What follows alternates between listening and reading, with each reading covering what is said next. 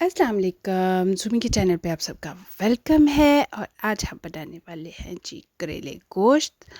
और आपको पता है कि करेले गोश्त कितने ज़बरदस्त और टेस्टी होते हैं। तो चले अगर अच्छे बने हो तो चलिए शुरू करते हैं। सबसे पहले हमने लिए करेले, और करेलों को देखें मैंने ना इस तरह से जो सख्त बीज है ना उनको इस तरह से निकाल देना है। और अगर ज़्यादा सख्त नहीं है, सॉफ्ट है, तो बेशक रहने दें, लेकिन अगर सख्त है तो इस तरह से खाली कर लेना है। और इसी तरह हमने अपने सारे करेले जो है ना अच्छी तरह से खाली कर लिए। ये देखें सारे तैयार हो गए। तो इनको हमने क्या करना है, क्योंकि मैं पका रही हूँ करेले गोश्त, भर के नहीं पका रहे, इसलिए इनको इस तरह छोटे छोटे हम काट लेंगे। तो इस तरह हम सारे करेले जो है ना वो काट के तैयार कर लेंगे। तो ये लें जी, तैयार हो गए हमारे सारे करेले। देखें कितने ज़बरदस्त लग रहे हैं। तो अब हम क्या करेंगे, इसको डालेंगे किसी बड़े बाउल में। और बेशक ऐसा बर्तन ले ले जिसके ऊपर ढक्कन आ जाए। अगर ढक्कन आ जाए तो बेहतर होता है कि चलो आप फ्रिज में भी रख सकते हो। आधे घंटे के लिए तो ज़रूर रखें इनको, नमक इस तरह से लगा के। और अगर ओवरनाइट भी रखा जाता है तो इज़ रियली गुड। लेकिन अगर आप आधे घंटे के लिए, मिनिमम जो है ना आधे घंटे के लिए ज़रूर रखें। इस तरह से मिक्स करके छोड़ दें। और फिर आपने क्या करना है कि जब टाइम हो जाए तो फिर उसको अच्छी तरह से धो लेना है। इस तरह से ये देखें मैंने खुले पानी में छन्नी में डाल के अच्छी तरह से मल मल के इस तरह से धो लेना है। लेकिन एक बात ये भी है कि नमक फिर भी थोड़ा रह जाता है। ये नहीं है कि नमक बिल्कुल से चला जाता है, उसके अंदर चला जाता है। इसलिए बाद में जब आपने नमक डालना है बहुत एहतियात से नमक डालिएगा। तो ये लें जी, अब हमने ना इस तरह से उसको दबा दबा के ना निचोड़ लेना है। निचोड़ के तो हमने क्या करना है, इसको डाल देना है ऑयल में। तो ये कढ़ाई में हमने कुकिंग ऑयल डाला हुआ है। और इसमें हम सारे के सारे करेले जो है ना वो डाल देंगे। तो अब हम इनको अच्छी तरह से पकाएंगे और पका पका के इनको लाइट ब्राउन कर देना है। तो ये है कि साथ साथ और भी काम करते रहे, कौन सा इन्होंने लग जाना है, लेकिन ये है कि थोड़ी थोड़ी देर बाद हिलाते रहे। और इनका ये भी है कि अगर इस तरह ब्राउन करके आप रख देते हो तो आप नेक्स्ट टाइम भी यूज़ कर सकते हो। फ्रीज़र में रखना चाहिए, फ्रिज में भी काफ़ी टाइम निकाल जाते हैं, और फ्रीज़र में भी लंबा अरसा आप रख सकते हो और जल्दी जल्दी निकाल के पका भी सकते हो। बहुत इजी और जल्दी बन जाता है फिर। तो वो हमारे तैयार हो गए, करेले ब्राउन हो गए। तो हमने ले लिया गोश्त। गोश्त को कुछ को मैंने बोनलेस कर लिया था, और जो हड्डियाँ थी वो भी रहने दी थी, ताकि उसका अच्छा तरह से वो जो शोरबा है वो बन जाए। शोरबा नहीं, मतलब कि यखनी अच्छी निकल आए ना। तो वो हमने डाल दिया, गोश्त अपना डाल दिया, उसके अंदर हमने जो प्याज है वो काट के डाल दिए, और साथ लहसुन डाल दिया, पानी डाल दिया, और साथ हम इसमें डाल देंगे नमक, मिर्च, हल्दी पाउडर, और जो है हमारा अजवाइन, ज़ीरा, ये सारी चीज़ें जो है, बे लीफ मैंने डाले हैं। ये सारी चीज़ें डाल के इसको ना मैं अब पकने के लिए रख दूँगी। तो पकने के लिए जब रखना है तो पहले तेज़ आंच पे इसे पकाएं।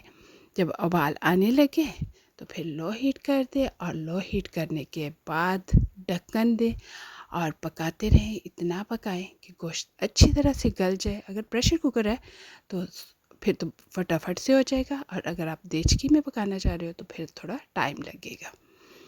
तो अगर बहुत जल्दी करना है देचकी में तो जावित्री ऐड कर लें, तो गोश्त फटाफट से गल जाता है। खैर, ये हमारा गोश्त जो है वो पक रहा है, और उसको हमने लो हीट करके ढक्कन दे के पकने के लिए रख छोड़ना है। तो उतनी देर में हम काट लेंगे साथ साथ प्याज, टमाटो और हरी मिर्चें। और वो सारी चीज़ें हमने काट के साइड पे रख ली हैं। तो ये हमारा गोश्त भी रेडी हो गया। और गोश्त का देखें थोड़ा थोड़ा भी पानी है, लेकिन हम इतना पकाएंगे कि ये पानी जो है वो बिल्कुल ड्राई हो जाए। तो ये देखिए पानी बिल्कुल ड्राई हो गया। तो अब हमने डाल दिया अंदर कुकिंग ऑयल। तो अब हम कुकिंग ऑयल डाल के थोड़ा सा भूनेंगे अच्छी तरह से, क्योंकि गोश्त है अब इसको भूनना ही चाहिए बस। तो अच्छी तरह से इस तरह से भूनना है। तो भूनते भूनते हम सारे काम करते जाएंगे। और साथ ही हम अब डाल देंगे इसमें करेले। तो गोश्त में करेले पक रहे हैं तो थोड़ा सारा गोश्त के अंदर तो उसका टेस्ट आना चाहिए ना, इसलिए सबसे पहले हम करेले डालेंगे।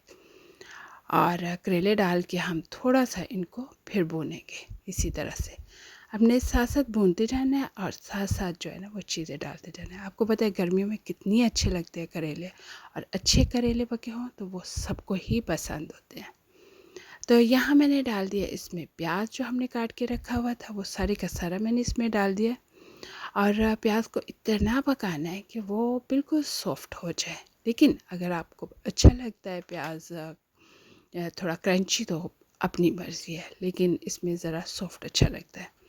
तो प्याज को भी इसी तरह से भूनते जाना है। ये देखिए कितना ज़बरदस्त सा जो है ना करेले गोश्त हमारा तैयार हो रहा है। और जो हरी मिर्च थी ना, एक मैंने छोटी छोटी काट लिया, वो मैंने अंदर डाल दिया। और एक जो हरी मिर्च है वो हम बाद में 2 पीस या 4 पीस काट के डाल देंगे। तो कुछ जो है ना मैंने पहले डाल दिए। तो अब हम डाल देंगे अपनी ऑल पर्पस सॉस। और ऑल पर्पस सॉस की जो रेसिपी है वो है डिस्क्रिप्शन में, वो ज़रूर देखिएगा। Life easy all purpose sauce है, तो ज़रूर देखिएगा, ये आपके बहुत काम आ सकती है।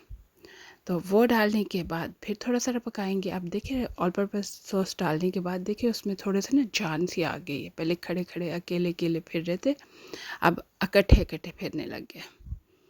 तो अब यहाँ हम डाल देंगे बहुत ही ज़रूरी चीज़, आमचूर। क्योंकि इससे जो टेस्ट बनना है ना वो तो अनबिलीवेबल होना है ना, उसी से ही ज़्यादा टेस्ट बनेगा। और साथ ही हमने डाल दिया है उसमें टमेटो और हरी मिर्च। हरी मिर्च को हमने जस्ट इसी तरह से 2 पीस करके अंदर फेंक दिए, क्योंकि कुछ को हमने काट लिया और कुछ जो है वो इस तरह डाल दिए। तो ये देखिए कितना ज़बरदस्त सा तैयार हो रहा है। इसी तरह से भूनते भूनते हमने मीडियम टू लो हीट में भूनते रहे हैं, भूनते भूनते ही तैयार हो गया। तो ये रेडी हो गया। तो अब हम इसे निकाल लेते हैं डोंगे में। तो ये लीजिए हमने डिश में बाहर निकाल लिया है।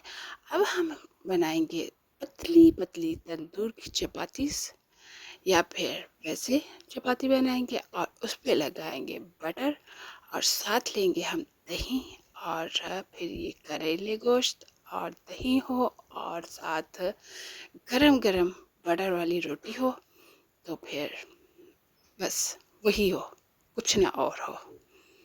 तो ये होती है लाइफ। तो चलें जी। अब सोच के भी मुझे इतना अच्छा लग रहा है, तो आपको खा के कैसा, सोचे कि मुझे कैसा लगा होगा। तो चले अब आप भी बनाएं और मुझे ज़रूर बताएं कि आपको मेरी ये रेसिपी कैसी लगी। चैनल को लाइक सब्सक्राइब और शेयर ज़रूर कीजिएगा, और कमेंट्स बॉक्स में कमेंट्स भी ज़रूर दीजिएगा। मिलेंगे बहुत मज़ेदार न्यू रेसिपी के साथ। और मैंने डोंगी के ऊपर यहाँ ना थोड़ा सा बटर डाल दिया था, ताकि थोड़ी ऊपर से शाइनिंग भी आ जाए और मज़ा भी आता है। तो ऊपर मैंने थोड़ा सा बटर डाल दिया। और एक तरीका ये भी है, इस तरह भी आप खा सकते हैं। ये देखें कितना ज़बरदस्त लग रहा है। नीचे मैंने बिछाया दही, ऊपर डाला है थोड़ा सा सालन, तो बहुत ज़बरदस्त तैयार हो गया। मिलेंगे न्यू रेसिपी के साथ। अल्लाह हाफिज़।